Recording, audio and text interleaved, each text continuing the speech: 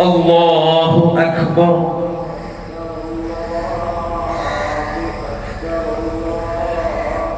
നാടെങ്ങും വിശ്വാസികൾ ചെറിയ പെരുന്നാൾ ആഘോഷിച്ചു.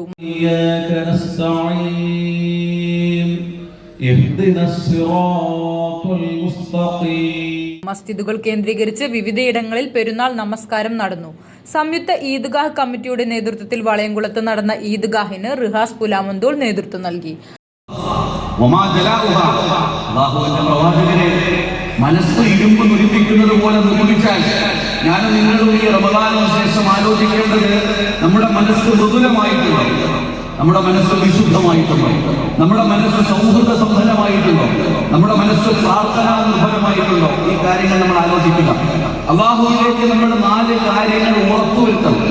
4 കാര്യങ്ങൾ. ഒന്ന്, ഉദൂനി അസ്തജിബ് ലക്കും, അല്ലാഹുവോട് നമ്മൾ പ്രാർത്ഥിക്കുക, അല്ലാഹുവോട് നമ്മൾ തേടുക, അല്ലാഹു നമുക്ക് ഉത്തരം നൽകും. അല്ലാഹുവോട് മാത്രമേ പ്രാർത്ഥിക്കാവൂ. ലാ ഇലാഹ ഇല്ലല്ലാഹ്, ആ വിശ്വാസത്തിൽ നമ്മൾ അടിയുറച്ചു നിൽക്കുക. വളയംകുളം MVM സ്കൂൾ ഗ്രൗണ്ടിൽ നടന്ന ഈദ്ഗാഹിന് നിരവധി വിശ്വാസികൾ പങ്കെടുത്തു. CNTV വളയംകുളം.